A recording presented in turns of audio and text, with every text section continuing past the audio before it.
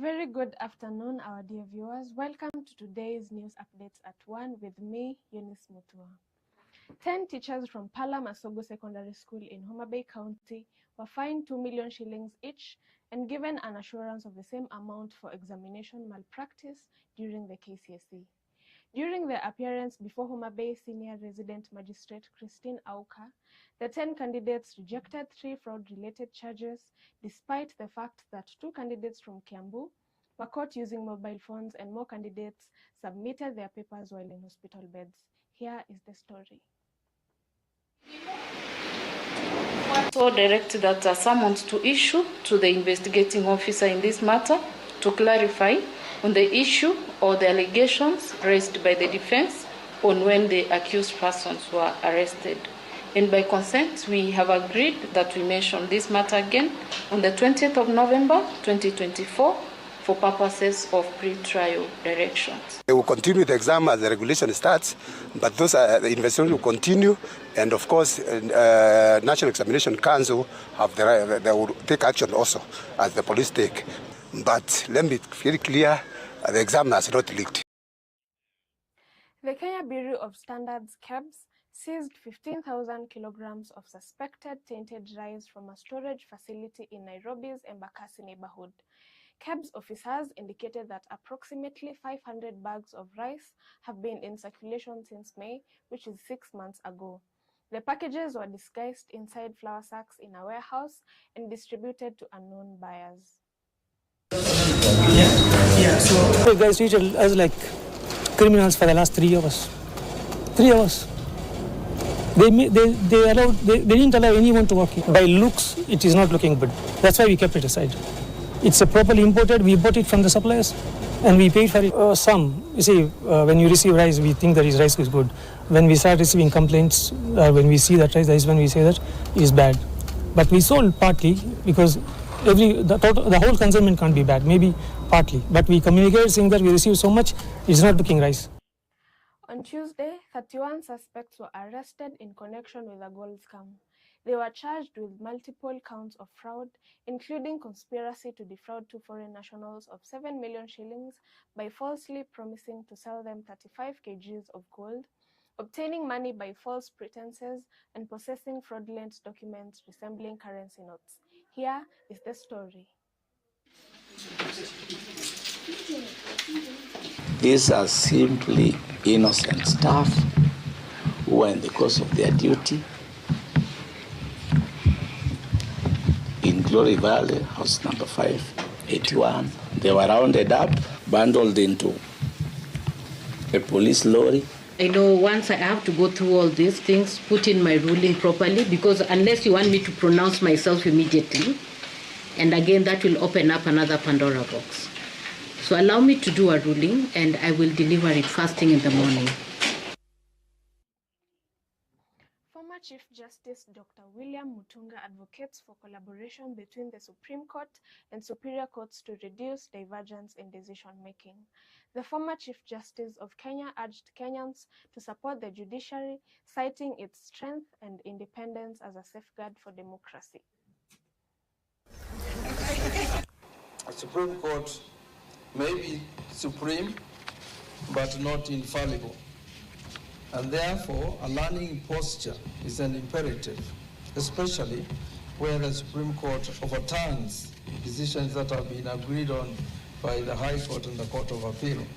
This is the only institution that stands between you, the people, and serious dictatorships, going forward. So if it collapses, you are on your own. And in this country, no one is safe.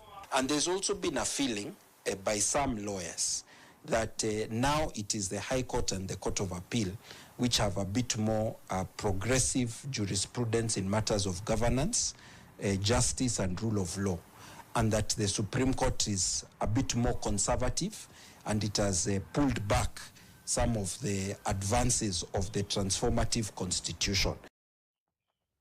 During the ceremony, Governor Tutu and ward representatives pledged to improve infrastructure, including road upgrades for people, with a focus on maternal health care. He asked local leaders and education committees to create a list of needy kids who will benefit from a 50 million shilling bursary fund to support their education by the end of the year. Here is the story. This is our postnatal where they come and rest before. Hii hospitali ambayo mumeona tumeweka equipment zote. Nafikiri mumeangalia hakuna equipment ambayo inaweza patikana Nairobi Hospital ambayo hapa hakuna. Kwa sababu tunajali watu wetu na hatungependa tena waende mbali ati kwenda kutafuta mambo ya kusaidiwa kama hasa wakina mama wakitaka kujifungua. Mahospitali ama maternity yenye iko karibu hapa ni mbali. Ni ngumu sana na tunajua ya kwamba utakapoendelea kufanya kazi na sisi hapa tutahakikisha kwamba hii area yetu imekuwa mzuri. Now on to international news. Donald Trump was elected as the 47th president of the United States, surpassing the Democratic nominee Kamala Harris by 270 electoral votes. Kenyan-born Hilda Momanyi was elected to the Minnesota House of Representatives despite underperforming in most battleground states. Donald Trump will become the 47th president of the United States.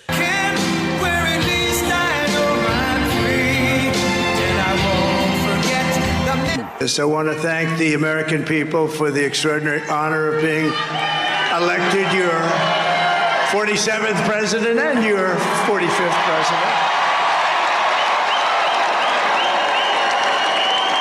And every citizen, I will fight for you, for your family, and your future. Every single day, I will be fighting for you. And I think that we just witnessed the greatest political comeback in the history of the United States of America.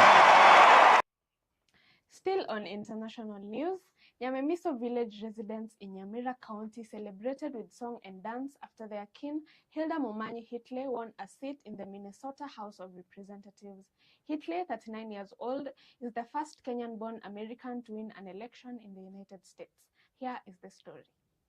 To my Kenyan community, here and around the world, I stand here as the first Kenyan-born person ever elected in an office in the United States, y'all.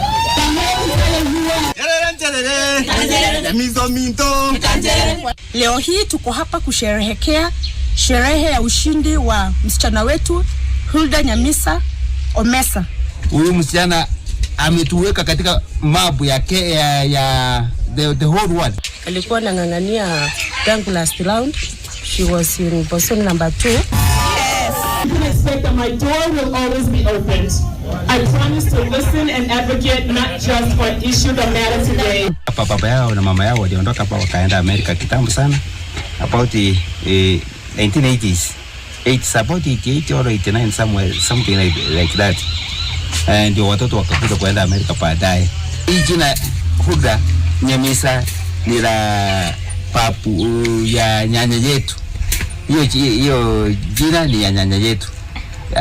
Vile ya huyu msichana akona tabia nzuri kama ya huyu nyanya yetu. We have come to the end of our news updates at 1, and remember, you may say I'm a dreamer, but I'm not the only one. I hope someday you'll join us and the world will live as one. Thank you so much and do have a beautiful afternoon.